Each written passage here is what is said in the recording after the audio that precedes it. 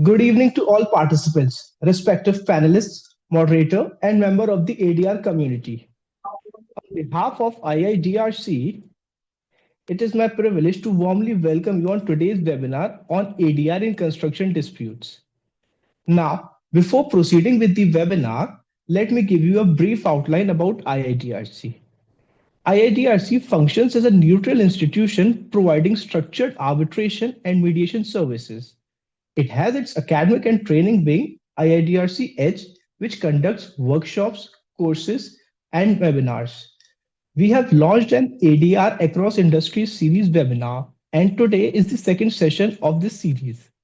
The topic has been chosen specifically as construction disputes are among the most complex categories of arbitration in India. Unlike other conventional commercial disputes, they involve an interplay of law, engineering services, project management dynamics, and finances. And today, we are privileged to have with us an eminent panel of speakers who bring together deep experience in construction arbitration, infrastructure projects, and dispute resolution practices. Their perspective will definitely help us bridge the gap between contractual frameworks and on ground realities. Now, without taking more time, I would like to invite our moderator, Mr. Shaurya, who is a counsel at RPV Legals. He specializes in corporate commercial disputes with primary focus on arbitration as well as white collar defense.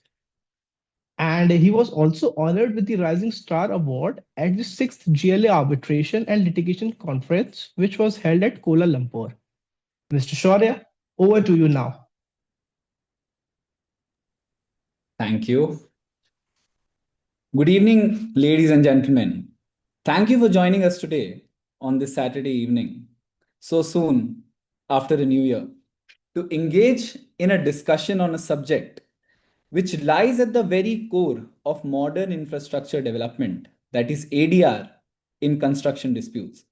Your presence here today reflects the continued importance of this field, not only for dispute resolution professionals, but for the broader ecosystem of infrastructure development, investment, and cross-border commerce. Infrastructure projects are undeniably the backbone of economic growth. At the same time, they pose some amongst the most complex and high-stake disputes arising from concepts such as delays, variations, cost escalations, and similarly placed other issues. In this context, ADR mechanisms, particularly arbitration, has evolved from being a mere alternative to court litigation into the most preferred form for dispute resolution for construction arbitrations. This transition is driven by the technical complexities of such disputes and the need for specialized expertise in their adjudication. The objective of today's session is to move beyond theoretical discussion and address the practical realities faced by parties, counsel, and tribunals in such disputes.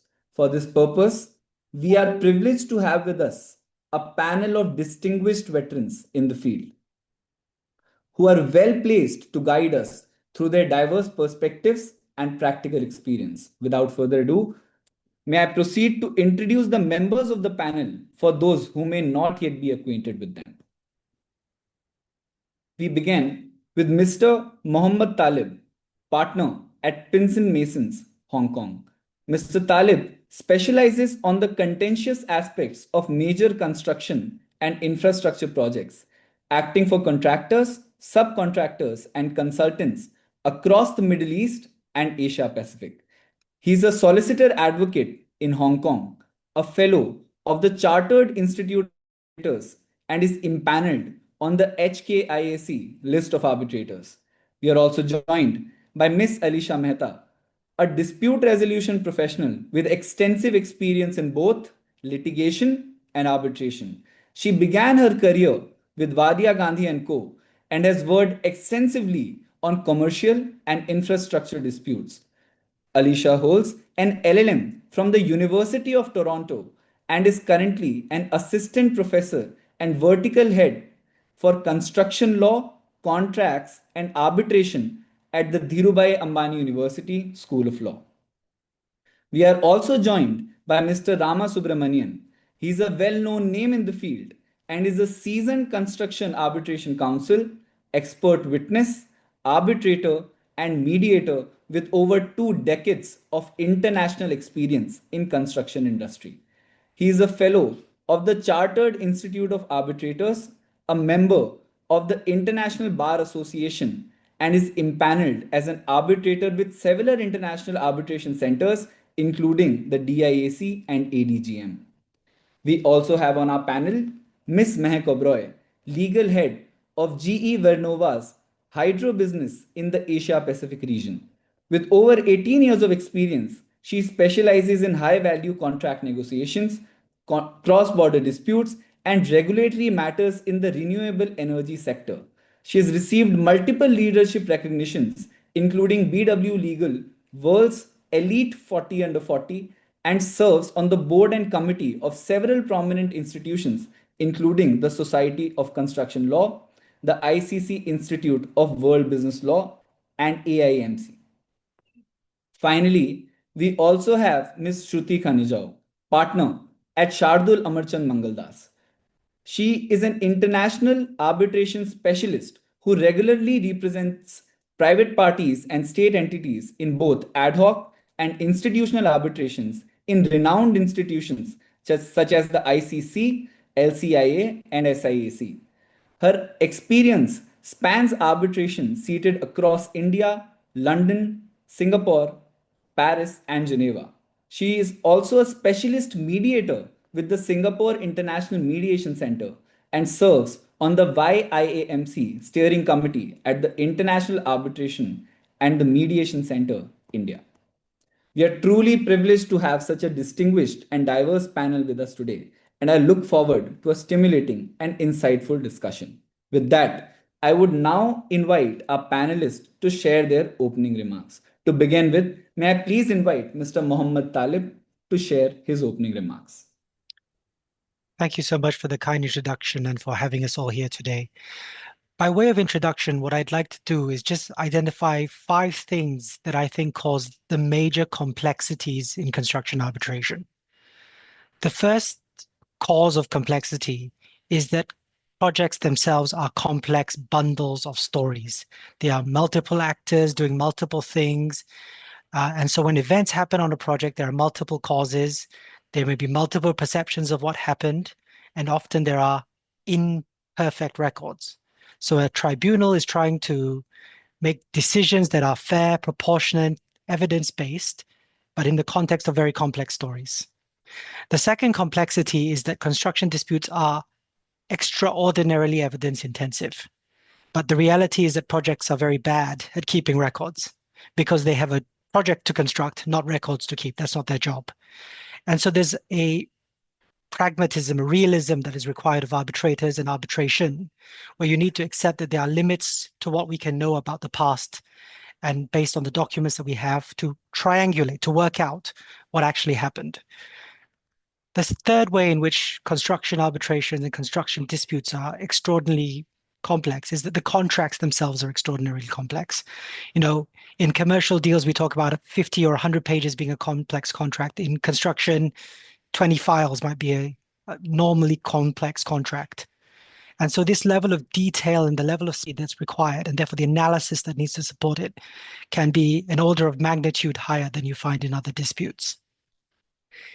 Because the projects are complex and the contracts are complex and the stories are complex, the claims themselves, when they arise, are also highly complex, which means you need to rely often on evidence from technical experts, delay experts, and programming and quantum experts to make the story come together. Now, these experts face many of the same challenges that arbitrators and participants face in terms of actually analyzing what was going on and bringing their expertise to bear against these challenges. And the final cause of complexity is that ultimately construction disputes are often behavioral. They depend on how the parties have chosen to behave during the project. They have lots of options and they have lots of possibilities, and they have made choices, and those choices have measurable impacts on cost, time, and project complexity. And so the more parties are able to manage the complexity and manage the challenges and stay away from adversarial ways of thinking, the less likely they are to be in dispute. But conversely, the ones that you will see in dispute and the projects that you see in arbitration are ones where something has gone wrong in the relationship. So these are the 5 kind of opening remarks in terms of the complexity of construction projects that I'd like to bring to the front.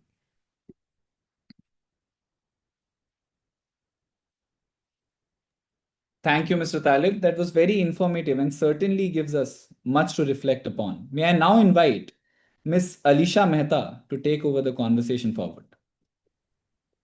Thank you so much, Shaurya, for the introduction and for inviting me to be a part of this panel. I'm going to start by apologizing for my hoarse voice because I'm suffering from a very bad cold, but I request you all to bear with me.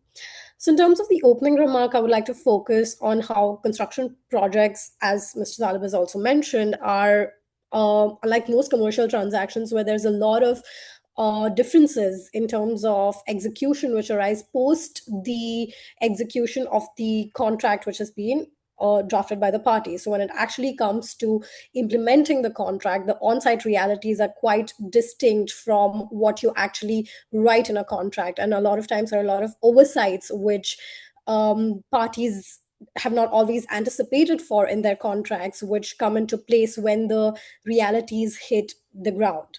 So in this regard, one of the main points that I want to focus on is variation clauses, which are intended to provide flexibility in a contract. They allow projects to adapt to evolving requirements without treating every change as a breach or forcing parties back to the negotiation table. So variation clauses sort of play an important role in that context, where it provides a leeway for the parties to make necessary changes to adjust the realities that they see when the project is being executed on ground. And at the same time, they're not merely administrative provisions. They are risk allocation tools determining who bears the financial and time consequences of when scope of work changes, or considering the on-ground realities of a project. It is precisely because of this dual role of flexibility on the one hand and risk allocation on the other that variation clauses are among one of the most frequently invoked and heavily contested provisions between the parties. They arise when the change is accumulated, or when there is an alteration in the nature of work, when there is a quantitative or a qualitative change in the material that has to be used during the project, and which may also lead to a significant cost escalation. And at that point of time, the debate moves beyond whether a variation has occurred to a far more difficult question of how far the variation clause was intended to stretch in accordance with the contractual arrangement between the parties. So should it be interpreted strictly in confining ourselves to the contractual text, or whether the language chosen in the contract has to be, interpreted in a more nuanced contextual matter? So when the parties are in an arbitration, these are some of the things that are usually emphasized upon, especially from an interpretation point of view, in terms of if the on-ground realities change post the drafting of the contract, how do you address it? What are the complexities that the variation clause doesn't envisage? And if there is a variation clause which is ambiguous in nature, how do you interpret it, whether it is a textual interpretation or a contextual interpretation? So this is something that I would like to address in the opening remark. Thank you so much, Ms. Alisha. I now invite Mr. Ramasubramanian to share his thoughts on the subject. Good evening and Happy New Year to everyone. Today, I want to highlight 2 things. The first one, for the benefit of the budding professionals who want to enter into the construction arbitration. There are a lot of fascinating things in the outside world about the construction arbitration. My experience is, if you want to enter into the construction arbitration, first of all, you should know the multiple stakeholders. unlike the commercial arbitration. So we should understand the multiple stakeholders and the relationship matrix. These multiple stakeholders and the relationship matrix that defines the dispute resolution in the construction arbitration. So whoever wants to enter into the construction arbitration, they must first start with these two things.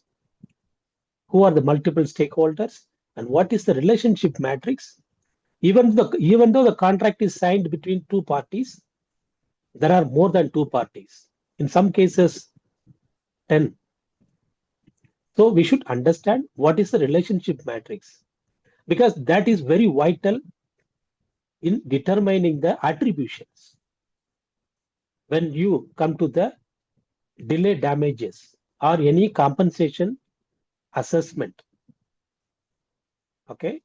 And the next thing I want to highlight is the very popular claim heads, loss of profit and loss of profitability.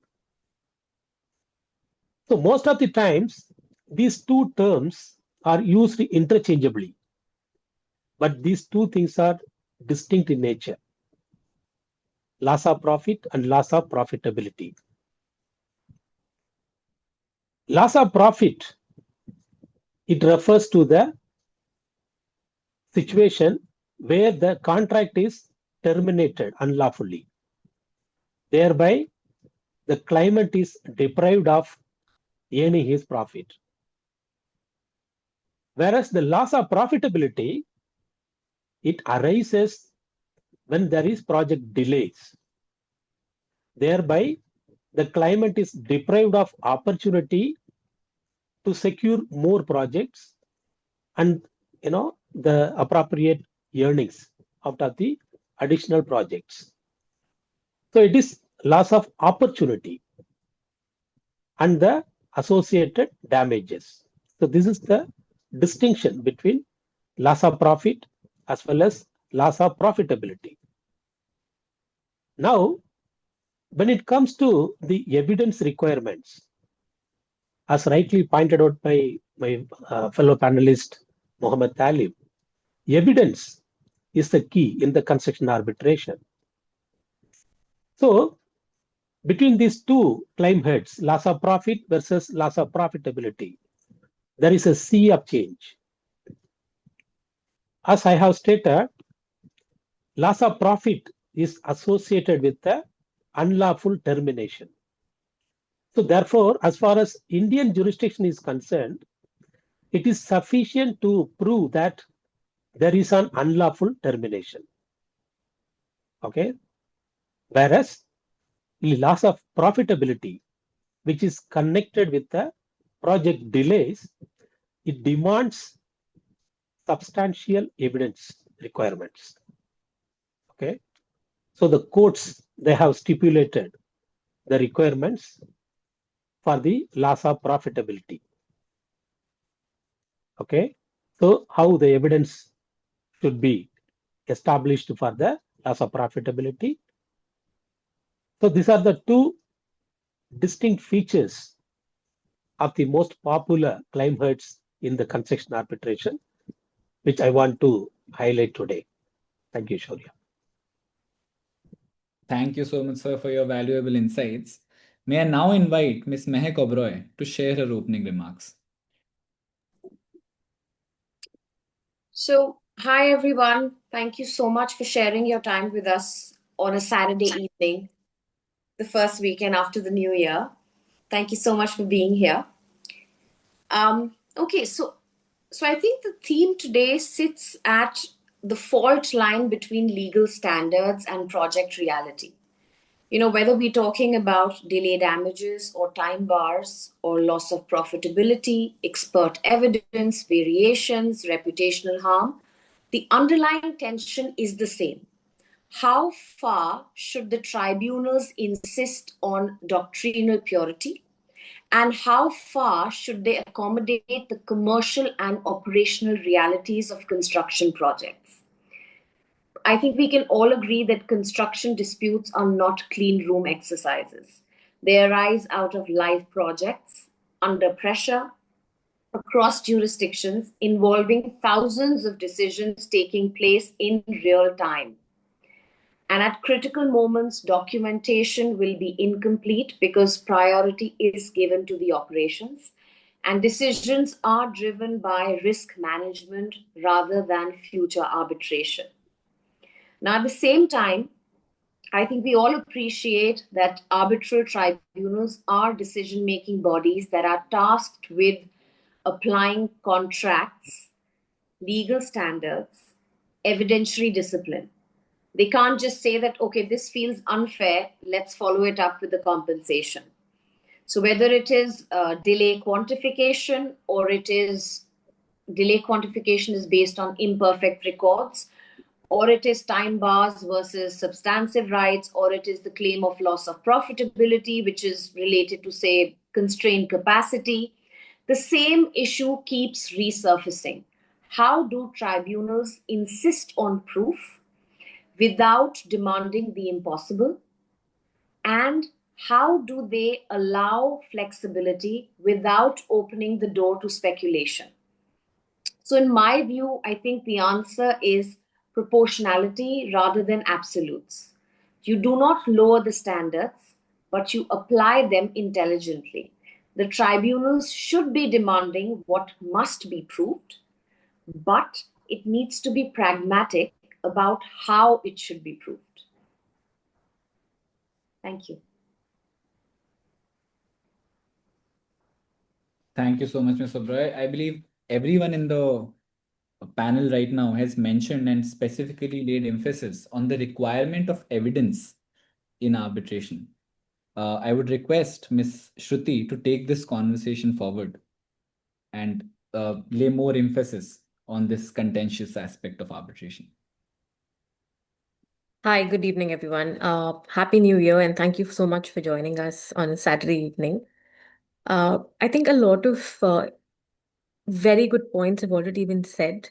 So, being the last speaker, stopping Shaurya from asking us difficult questions, I just put forward 2 points. I think today the discussion that we're having in 2026 in India specifically is at a very seminal point because we are considering really replacing arbitration as a mode of ADR for complex, high-value claims with mediation combined with litigation, specifically in government contracts. So in that sense, I think the whole landscape of how ADR functions in India, specifically with respect to arbitration, will see quite a bit of difference from what we have seen over a period of time in the last decade or half a decade since 2020, post-COVID, considering the post-COVID scenario. I also went a little overboard in my enthusiasm to share my views. And I have a very short presentation, which seems a bit fun to me. And I hope it's as fun for you all. Just let me know if it's visible to all.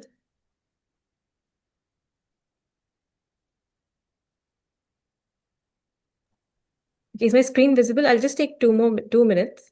What Yes. I'd like to focus on is perhaps the statistics on what we are looking at in India. And there'll be just 3 slides, so please bear with me. Why the cost of conflict really in India matters. If you see a FICCI study of 2023, it says the 60% disputes in construction disputes is because of delays. So 60% of disputes typically happen because somebody missed a deadline. And today, over a period of our discussion, we're going to talk about the EOT claims, variations, and you'll hear from the experts as well. So I'd leave it to that. What we see in our day-to-day practice is that project management in construction is one of the most important aspects that gets missed.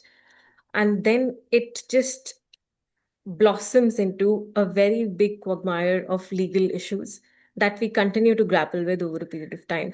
The jurisprudence in terms of contract law in India, specifically when it comes to courts, is not very clear, largely because a lot of disputes at the present moment get resolved or get adjudicated at the level of arbitration awards and perhaps do not get challenged. And if they do get challenged, the awards never really see the light of day. to that extent, the construction disputes jurisprudence is largely limited to and is largely drawn out of the general contractual interpretations that we see in Indian jurisprudential situations. So that really sets India apart as compared to what we see in perhaps an England or a Singapore, to have more nuanced views. Now, in terms of statistics as well, when we see a typical construction arbitration, even in the most fast track possible ways in India, that timeline somewhere between 7 to 8 years. So not just your project, like Mehak mentioned, these are contemporaneous issues. Perhaps sometimes these projects are still running. You and your project both relate significantly. When we look at the costs of the project itself escalating, that again shoots up. Sometimes, even if you look at just the interest, 12 to 18% interest is a big component for you to see. So, in that sense, every time you manage your project well, you're saving yourself a lot of costs that you would pay otherwise in legal fees. Now, let's see it started with the fact of mediation becoming a center stage now. So, when you see litigation lane versus the ADR avenue, ADR, which is the arbitration, still going strong, but there are certain reservations in Indian situation for how this really operates. So when we see mediation, perhaps mediation will stand in the middle where the versus currently is placed, where you will see mediation probably taking quite a bit of time from litigation lane at times if a few of these claims are resolved at the time of mediation. So we'll see how that really pans out. And the last thing I wanted to really focus on is the expert evidence. As practitioners, what we really see as golden rule is that the expert evidence in construction claims is the key to resolving a lot of issues at the forefront. So when I say mediation, perhaps going forward, mediations will also use these expert evidence, the delay expert, cost expert, the technical expert much better to resolve these issues initially. So that's all from me at the moment. Thank you so much, Ms. Shruti. The aspects of delay, mediation, and expert evidence that you have raised are definitely very important in every construction dispute. And we'll definitely delve into it in a deeper perspective in the next segment. Hello. Mr. Yash. Hello. Mr. आप Love. Office में? I believe. All right. I'm sorry. All right. So this brings us to the end of our opening remark session. I'll now turn to a few moderated questions to take this discussion forward and build on the points that have already been raised by the panelists. Our first question is for Ms. Shruti. Time bar clauses in Indian infrastructure contracts, particularly those issued by the NHAI and other government entities, often require contractors to submit claims or notices within a prescribed period, frequently as a condition precedent. However, Section 28 of the Indian Contract Act renders void contractual terms that extinguish substantive rights after a specified period. With conflicting judicial approaches and increasing scrutiny of forfeiture-based clauses, should a distinct approach be carved out for construction contracts, or should tribunals continue adopting a prejudice-based, flexible framework that evaluates whether the employer was genuinely disadvantaged by the delayed notice, despite the uncertainty that this may create? Thanks, thanks, Shaurya, for the question. So essentially, I think my answer to this is there has to be a middle path, but I'll get to why I think that. When we talk about NHAI contracts or any government contract for that matter, a time bar clause is typically a provision for those who are mid-career or professionals in the audience. It's typically a provision that sets strict deadlines for the contractors to notify and submit their claims. Typically, in extension of time contracts, this will be common. NHAI, like you mentioned, is very peculiar because it provides for timeline which is less than the FIDIC prescribed timeline. So at times it does get a little more overbearing for the contractor to really adhere to it.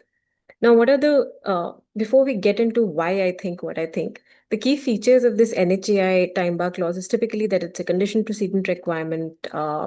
It gives you shorter time period, which is about 15 to 28 days at times, even lesser.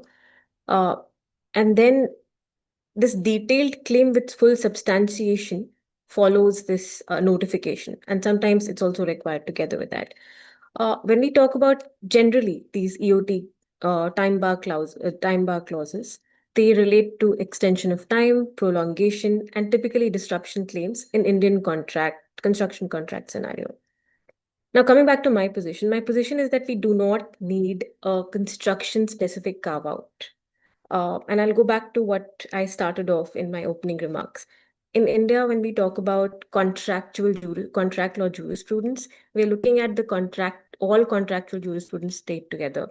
It's not evolved in a way where construction contracts are distinct from normal run-of-the-mill general contract. So in that sense, when you look at the jurisprudence currently as it stands, construction-specific carve-outs are not present. And in my view, they're also not required. Tribunals should continue to apply a prejudice-based, proportionality-driven approach as they currently do. This approach typically would distinguish between clauses that merely regulate the claim procedure and clauses in substance that extinguish these substantive rights contrary to the Section 28B of the Contract Act that you just mentioned. Now, when we look at these NHAI EPC contracts or concession agreements, contractors are often required to give very short notices with detailed particulars. Sometimes they are missed, sometimes they're not really followed in a very technical manner. And these are the shortcomings which we see very often in practice that happen at the time of project management. Now, these provisions serve, of course, a legitimate purpose. They require project management purposes. They enable early warning, contemporaneous investigation, mitigation of any losses that's possible, proper costs and schedule alignment. That's something which really is required at the project management stage. Now, when we look at Section 28B, Section 28B does not really hit clauses which are reasonably worded. It only requires, it essentially says that when there are discharge of liabilities on the expiry of a particular period, as long as they don't restrain your entire right, the clause should be good to go. So in that sense, the process discipline is acceptable to Section 28B. But what it doesn't accept is forfeiture of a timely claim. So in that sense, when we draft these contracts going forward, or we do interpret these construction time bar clauses in the light of a construction contract, such as an NHAI contract, these considerations have to be taken by the arbitrators and by the judges who are looking at these contracts. Now, the way to reconcile these two very straightforward ideas, principled approach on whether a prejudice has been caused, or a Section 28D time bar approach, is very clear. When a clause truly operates to extinguish a substantive claim, such as it uses phrases like all claims shall stand waived or forfeited if a notice is not given within a particular number of days, like 15 days, 20 days, 28 days, then it should be treated as void and inoperative. But that's not been really done so far. When a clause is genuinely about process, and that goes into why a clause has been inserted, the identification of claims, prompt notice, rolling particulars, it should be applied with a material prejudice test that we've seen very commonly applied. So in that sense, the tribunal or the bench should typically ask, did the late or imperfect notice actually deprive the employer or the engineer of a real opportunity to investigate, to mitigate, to make any informed decision? If the answer is no, suppose the answer is no because the employer had contemporaneous knowledge of this delay happening, would be because through site minutes, instructions, EOT discussions that have happened but not documented on its own records, then the non-compliant is not really fatal. And therefore, the entitlement to stricter interpretation would go away. Now, the answer will not always be no. So if the answer is partly yes, the consequences also should be proportionate, such as if you limit the quantum to the extent of demonstrated prejudice, And that's a finding of fact that the tribunal will also arrive at, or the bench will typically arrive at. Instead of striking down the entire claim, that seems to be the middle process. Now, this approach would, according to me, will be consistent with how actual complex projects really function. Because construction, as we had heard during the opening statements, is iterative. Programs evolve, interfaces shift.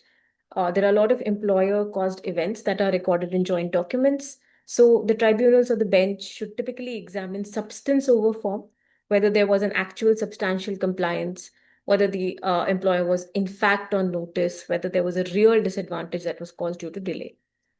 Now, international practice again also is the middle path. If you see the English courts, they enforce clearly worded condition precedent clauses, but the outcomes are usually moderated by the doctrines of prevention, waiver, active knowledge, estoppel. So even Hong Kong, you would see, or Australia, they have also adopted the materiality and the prejudice-based approach instead of very technically looking at the complex construction adjudication. That would be from me. So in short, keeping the flexible prejudice-based framework and not creating a construction specific carve-out in India would be the way forward.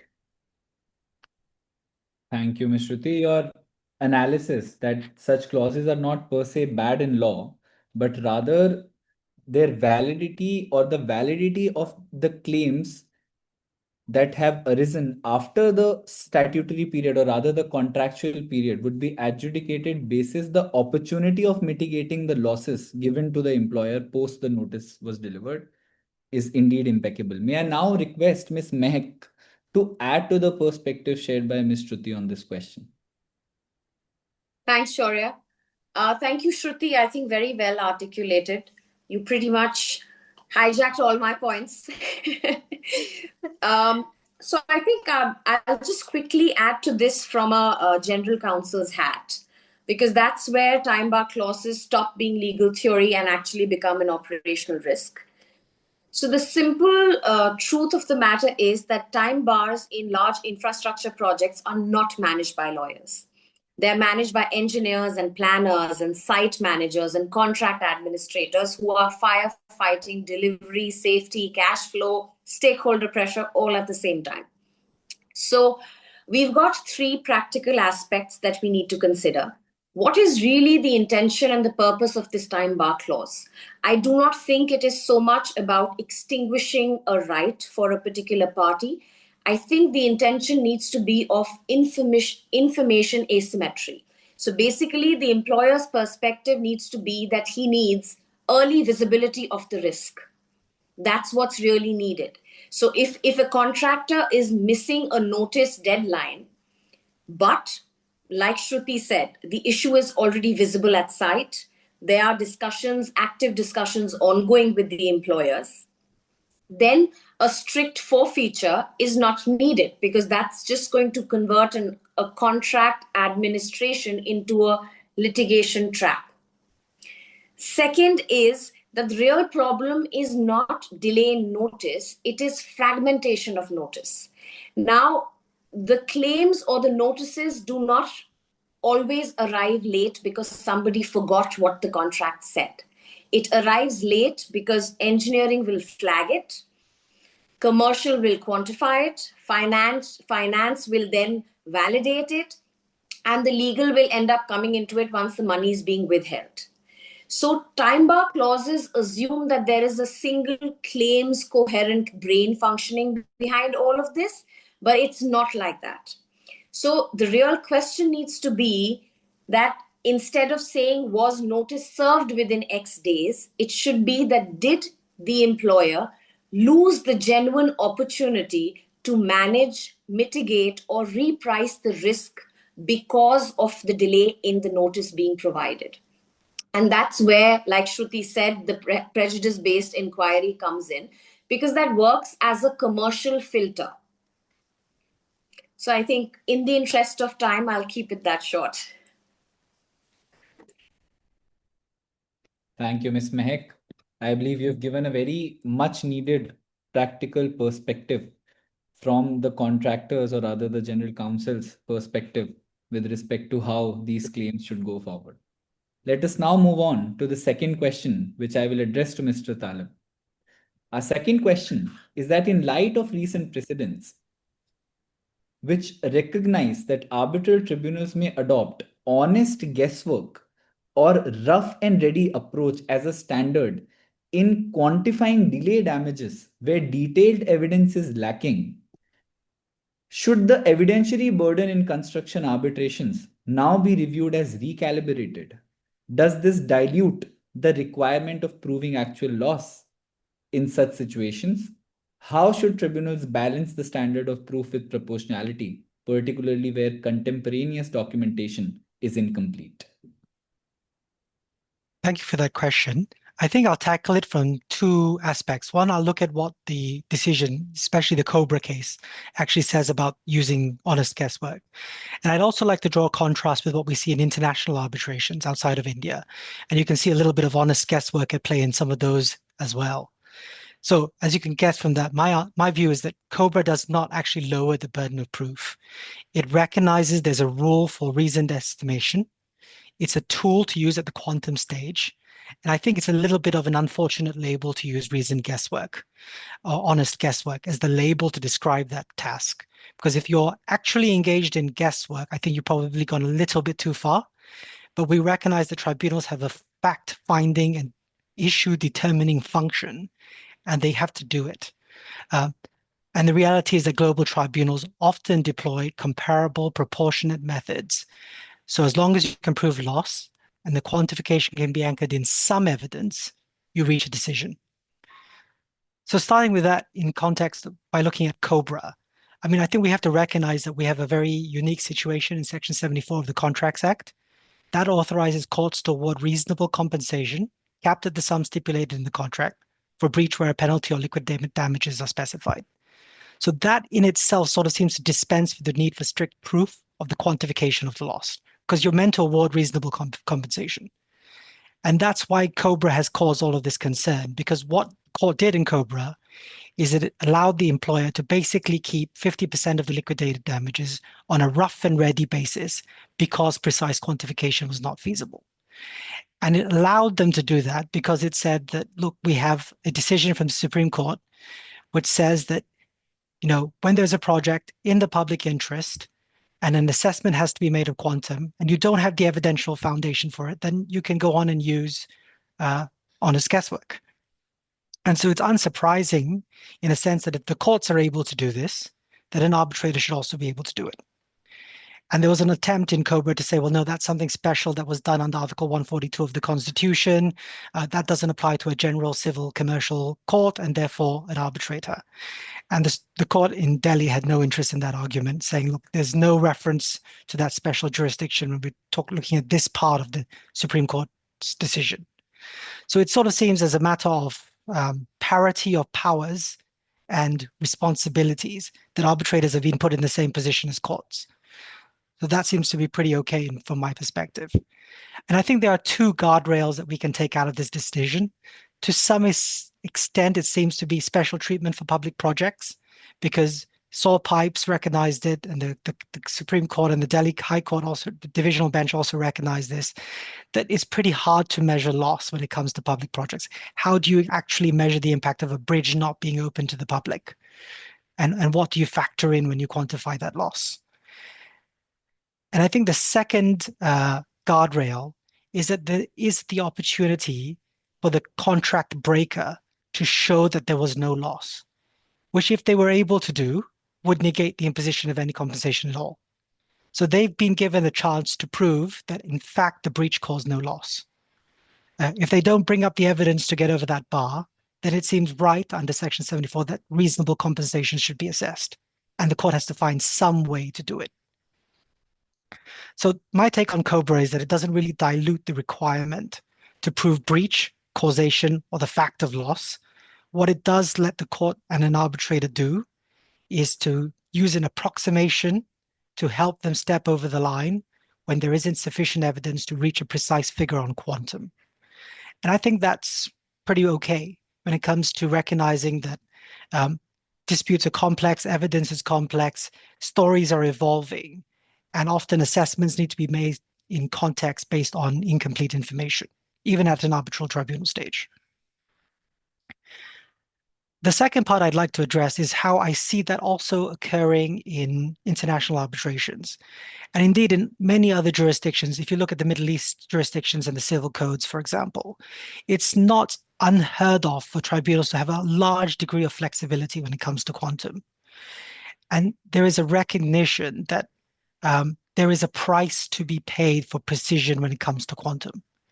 The price to be paid is the cost of expert analysis, documentary scrutiny, arguments by counsel, picking apart documents and cross-examining experts and recrunching the figures, because that takes time, that takes a lot of effort. And often, given the complexity of construction disputes, there's a lot of time spent arguing about quantum. And often these things don't turn on fine shades of, it's totally on or totally off.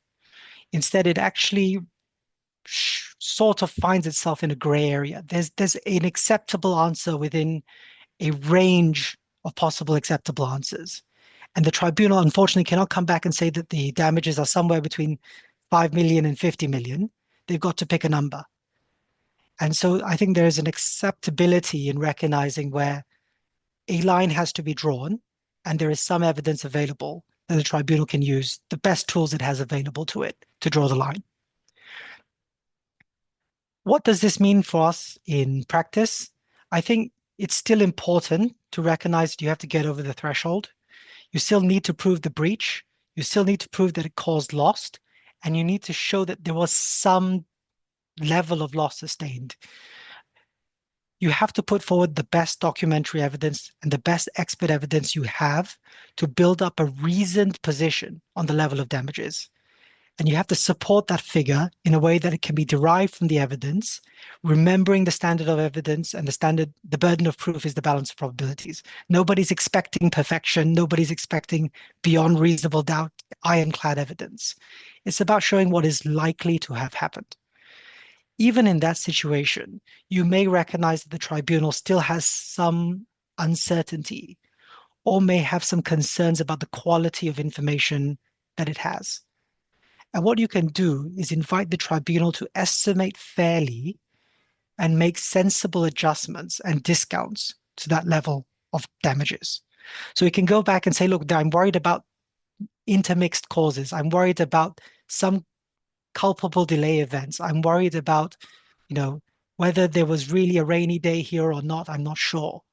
And these sorts of things, the tribunal can make sensible adjustments. And what the art of the advocate then is to quantify the sensible adjustments. And what you're trying to do is to build an estimate based on anchors and the evidence so the tribunal can have a reason to say 75-25 or 70-30. Because what you want to avoid, which I think is a tendency in Indian arbitration, is for people to fall back and say 50-50. I can't quantify something. I think something should be there. I'm just going to cut it in half. And instead, what I would suggest is you're trying to avoid the 50-50 split, where you have a substantial and solid claim. And if you can adopt this method, even if the tribunal lands on what's an honest estimate, you sort of still win the narrative battle because you recover something on the basis of your liquidated damages claim. And hopefully your something is better than 50-50. So I'll stop there.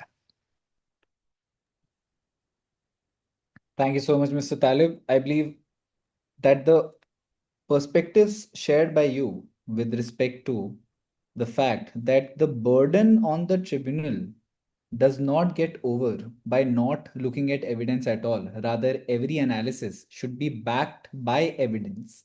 Although there may be certain cases where coming to the actual loss, or rather quantifying it to the last bit, may not be feasible, is very practical in such cases. Ms. Shruti, may I invite you to add anything further on this issue, if you may?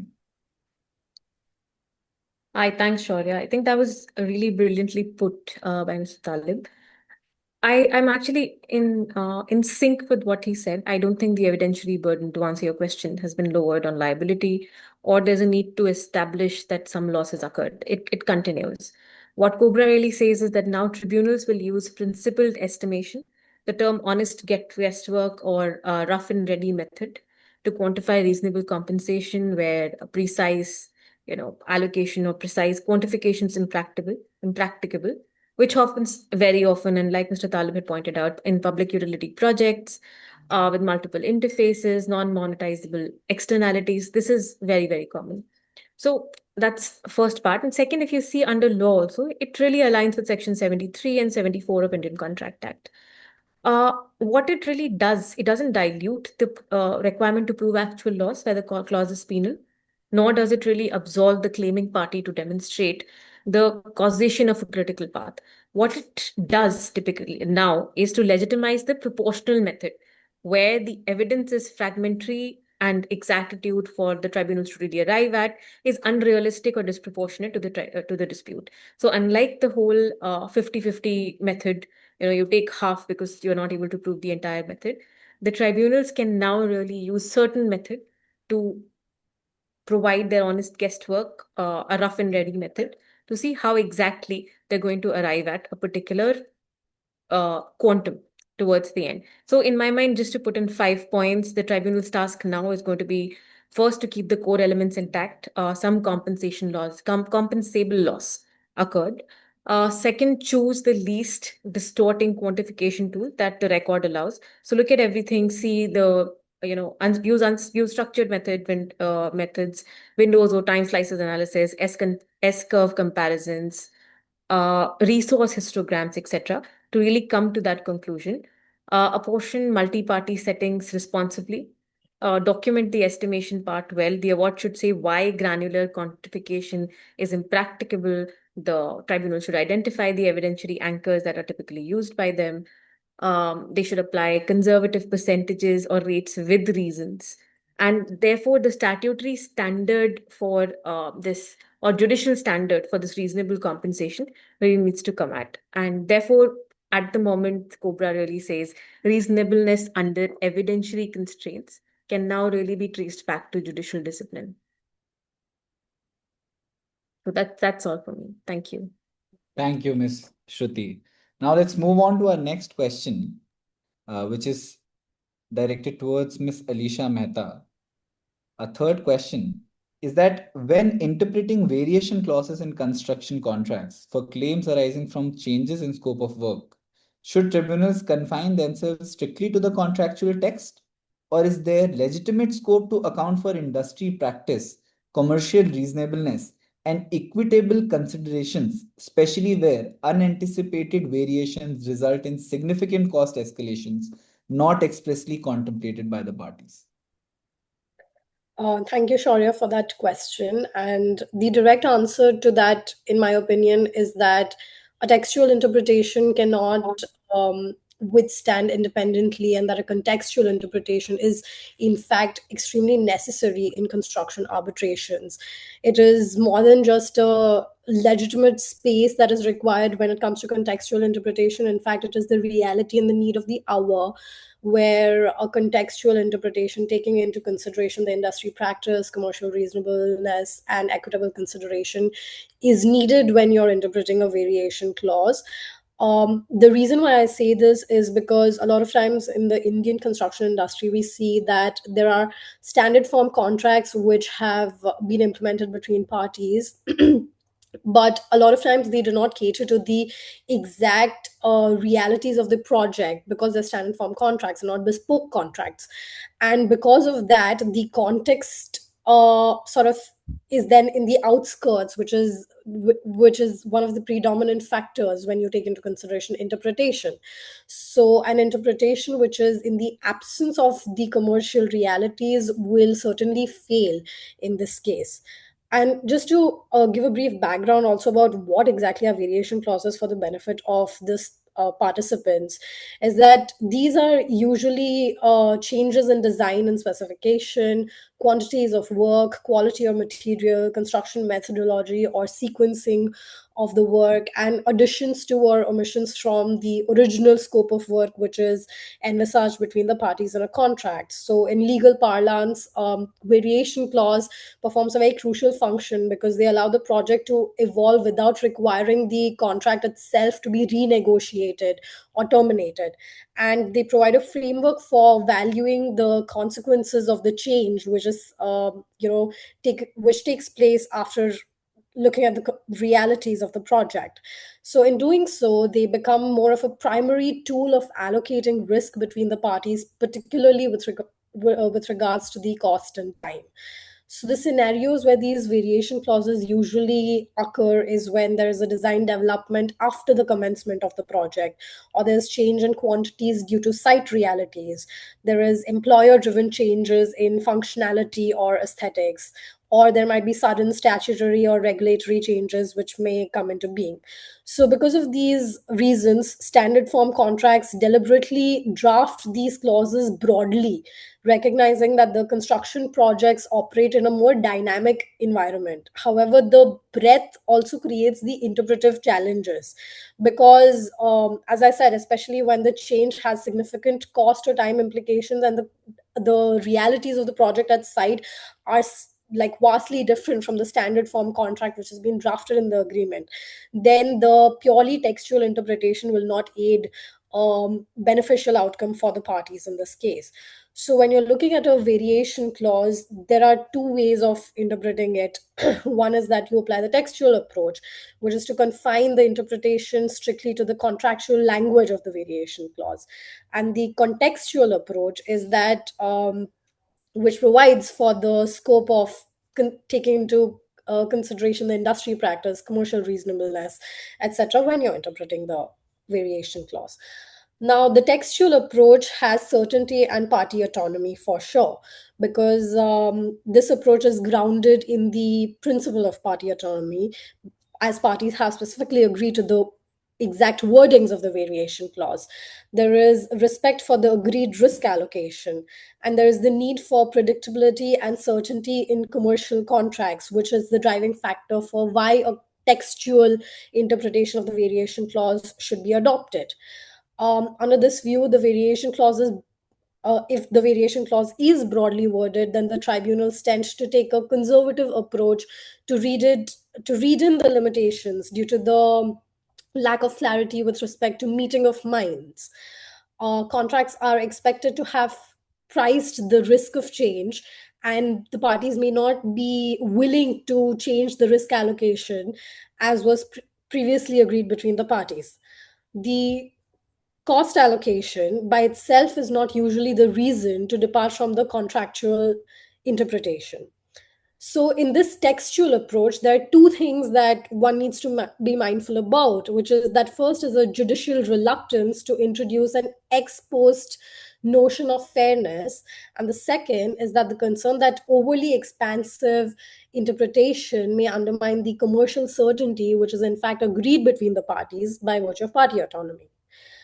So there are limits to this purely textualist approach to the interpretation, which is that it would alter the difficulties arise where changes alter the character of the work, not merely its quantity, requires a new method or a new technology or compliance regimes, where there are circumstances that arise which were not reasonably foreseeable at the time of executing the contract.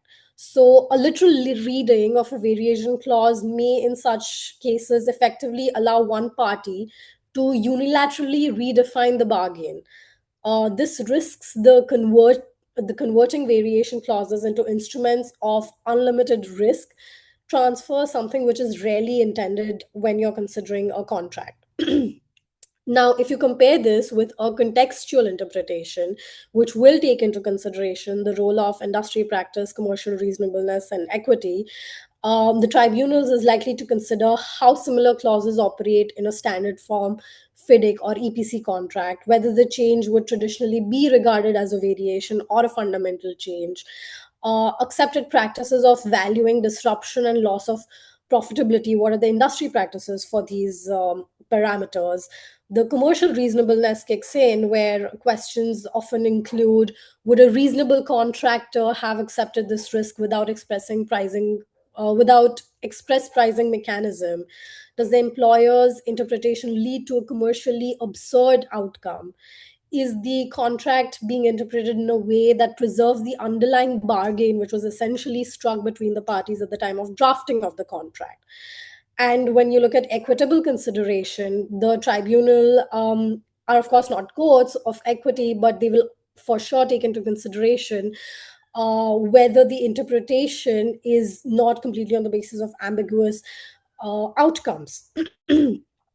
So, importantly, when you're also looking at a contextual interpretation, the tribunal has to be mindful of the fact that it should not reach to an outcome where it is rewriting the contract, but about interpreting them in a manner which is consistent with the text as well. So the ideal approach is that you create a balance between the textual and the contextual interpretation. And for this, there are 4 steps that one would follow. One is that you start with the contractual text itself. So you begin with a textual interpretation. Then your second step is that you assess whether the change that has occurred in the scope of work in the variation clause falls within the reasonable contemplation of the variation clause or not, based on the text of the contract itself. The third step is that you examine whether the change is merely quantitative, or is it fundamentally qualitative in nature? And so what is the change, and whether the variation clause gives room to accept that change or not? And then the fourth is that you use industry practice and commercial logic as interpretive tools to in fact give effect to what the actual outcome of the interpreted variation clause would be, because in the absence of that, on a purely textual context, the clause may not be beneficial for either of the parties who are in the arbitration. So there are my 2 cents on how there has to be a balanced approach, and that one approach cannot coexist. It cannot exist in the absence of the other. Thank you so much, Ms. Alisha, for your valuable insights on this contentious issue. May we straight away move to the next question, which is for Mr. Ramasubramanian. So the question is, with the increasing reliance on expert evidence in construction arbitration, particularly in delay analysis and quantum determination, does the absence of statutory safeguards governing independence, disclosure, and challenges of party-appointed or tribunal-appointed experts under the Arbitration and Conciliation Act pose a risk to procedural fairness? Okay, thank you. Very pertinent question, Shaurya. Actually, I would refer the scenario of construction arbitration about 5 years ago and now. 5 years ago, expert witness in the construction arbitration was a rarity. But nowadays, it is a regular occurrence. So therefore, it's a kind of demand-supply situation in India, unlike the other jurisdictions such as Middle East and elsewhere. So therefore, the recent influx of requirement of the expert witness in the construction arbitration, it demands experienced professional, the real experts. That is a challenge in the Indian arbitration landscape. There are 2 things we need to look at here. The first one is AT appointed experts. AT appointed experts, of course, they are not being challenged to the greater extent. And probably they are highly paid, unlike the party appointed experts.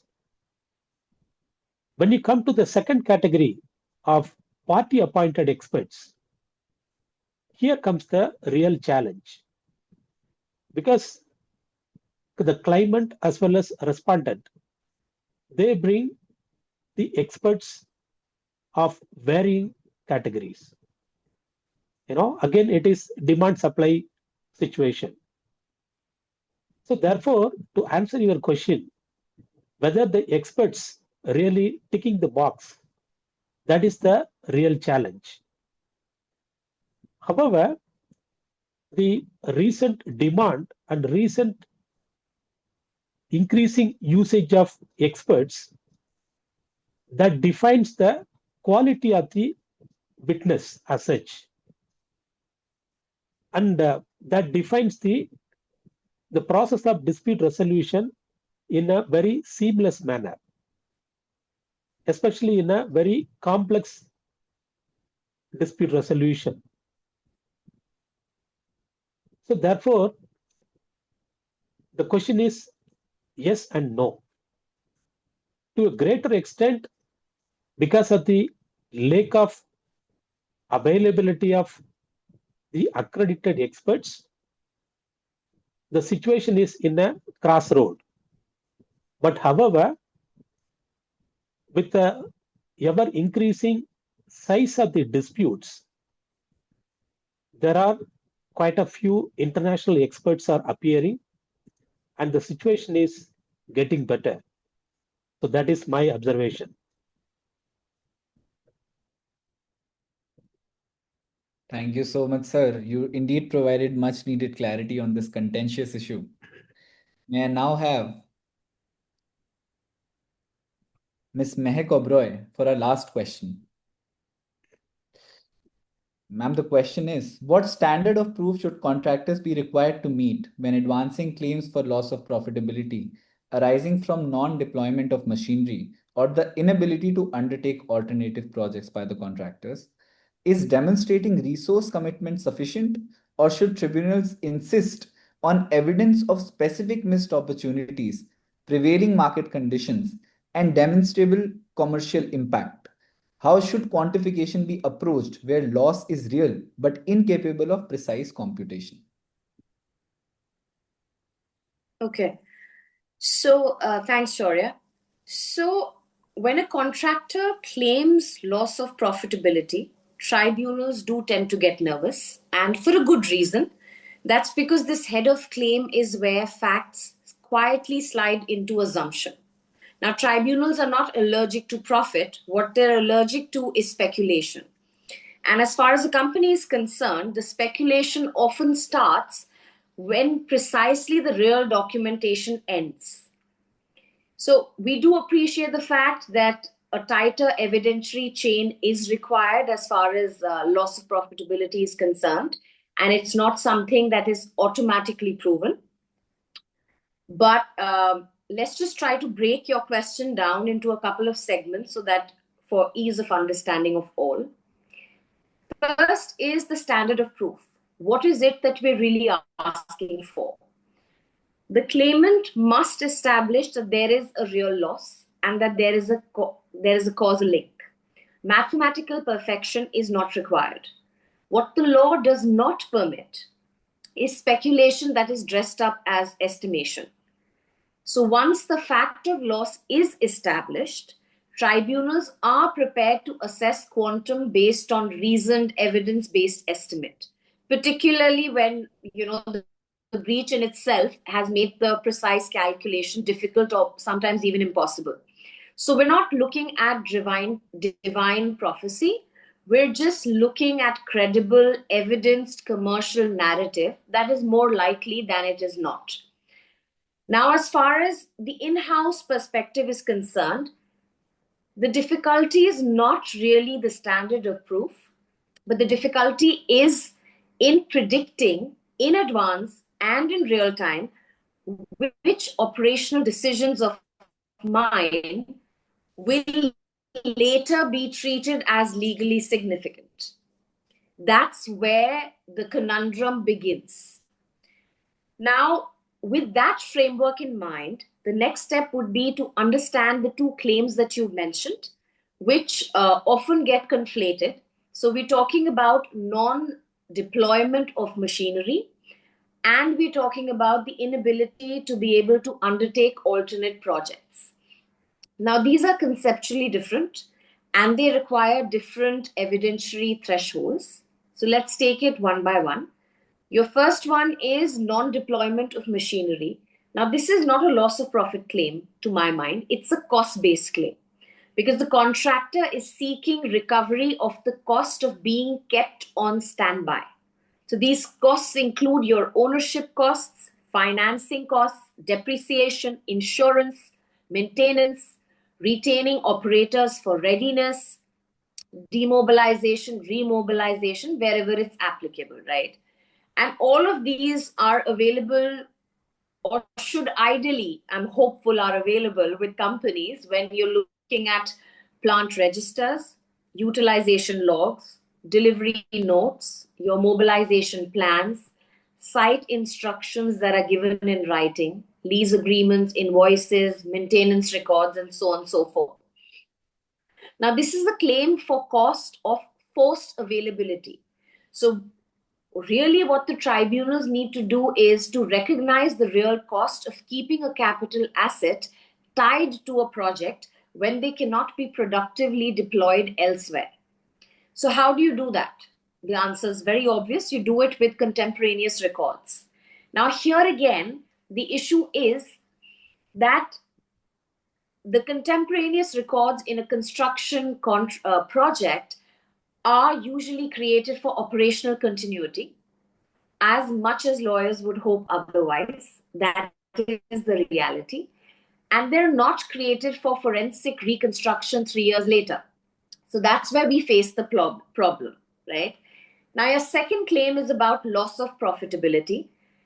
Now, capacity answers the question, could you or could you not? But profitability, you're required to answer that if you could, then it was to do what, where, when, and at what margin.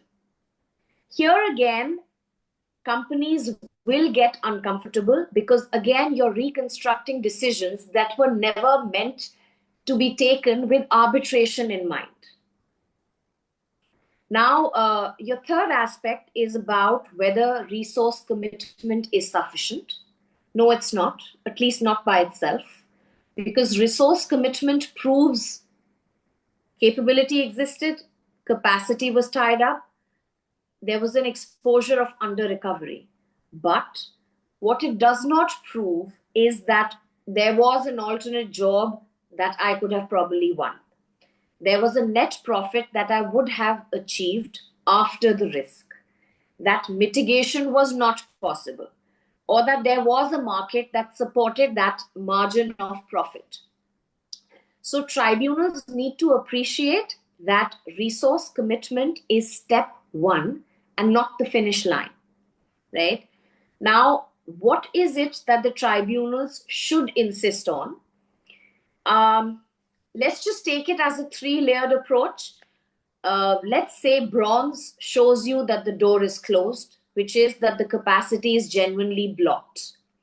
Silver would be that there was a building behind the door, which means that there's a real functioning market that supported that kind of project profit margins.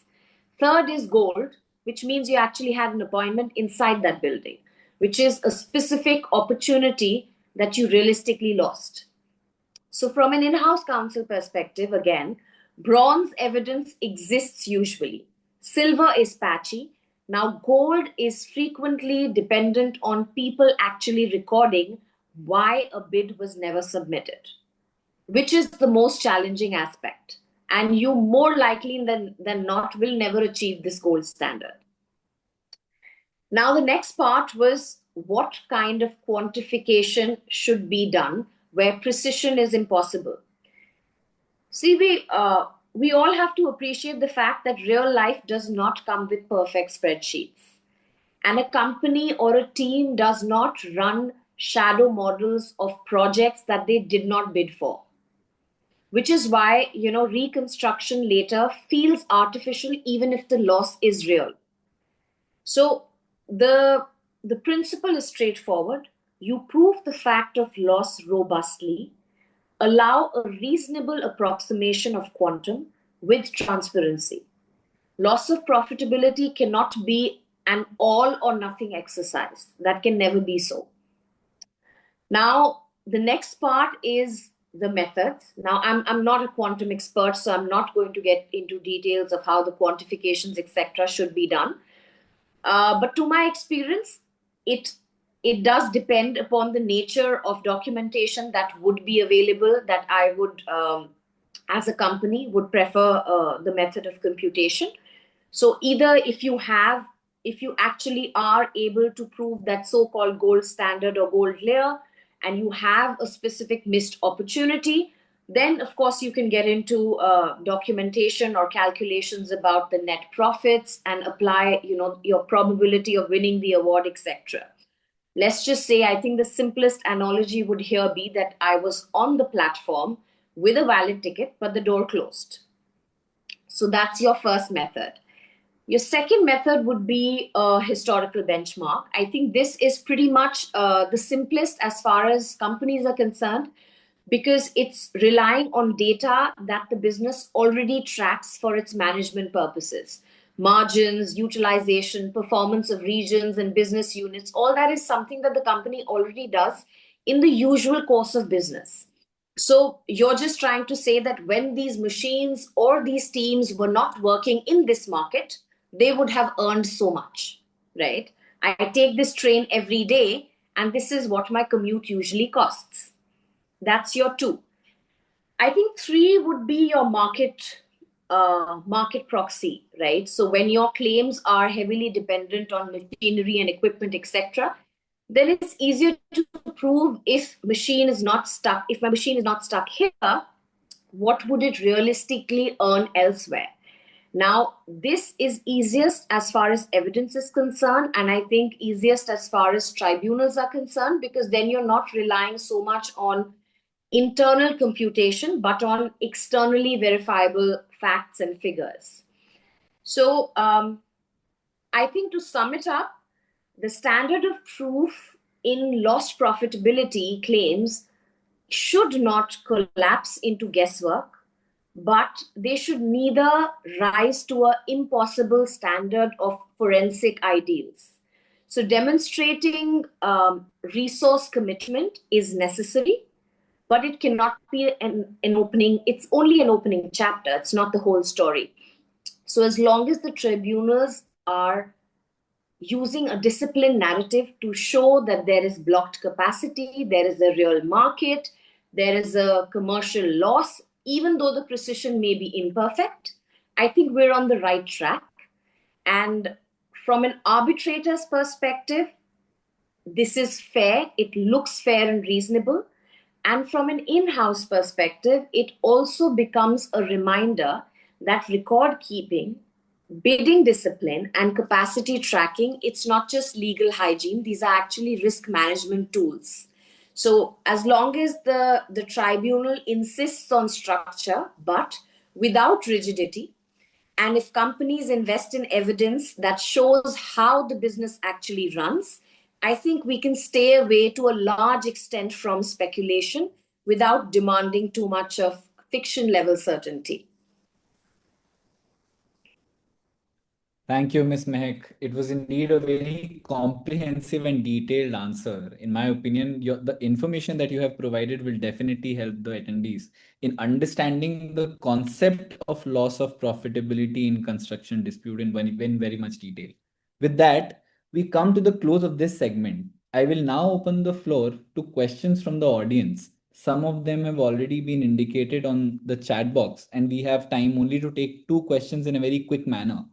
The first question is from Mr. Arjun Sauji, which will be directed to Ms. Shruti. And it is that, can it be possible for contractors to overcome time bar notice requirement by delay attributable to the owners? Ms. Shruti, should I repeat the question? Yeah, I'll just repeat it for you. The question is basically, can the extension of time clauses be countered by the owner's delay as a response, as a defense? Yes. Okay. So extension of time essentially would be something that you would have already applied for or complied with the notice requirements, if there are any. So if there are owners or employers delay, then it's a matter of fact, according to me. So I'm not sure if I'm getting the question right, but if that's a factual defense that you're taking, yes, it can Yes. be taken. And typically, what I've seen is even if there are gaps in really complying technically with the requirement of extension of time clauses or time bar clauses, there would be technical reasons for it. There are situations where it's not given at all, then you don't really have any defense. But there are the situations where you have really given a notice has not been looked at due to technical reasons, and the owner has not responded to it and said that there were technical deficiencies, either rejecting it, accepting it, or returning it. Then yes, that's a practical defense that I've seen being taken. All right. Thank you, Mr. We don't have any other questions from the audience. So we've come to the close of the session. With that, we have now come to the end of this session, and I would like to sincerely thank our distinguished panelists for sharing their time, insights, and expertise with us today. I also thank the attendees for their engaged participation and thoughtful question. This discussion has added valuable perspectives to several important issues in construction arbitration. Thank you all for being a part of this session. I now hand over the mic to Mr. Yusuf from IIDRC to make the final concluding remarks. Thank you. Thank you to our moderator and to all our distinguished panelists, and also to the participants who posed thoughtful questions. Thank you. It was nice having you all, and we wish to see you again in our next webinar. Thank you so much. We wish you a very good evening. Thank you. Thank you. Thanks, everyone.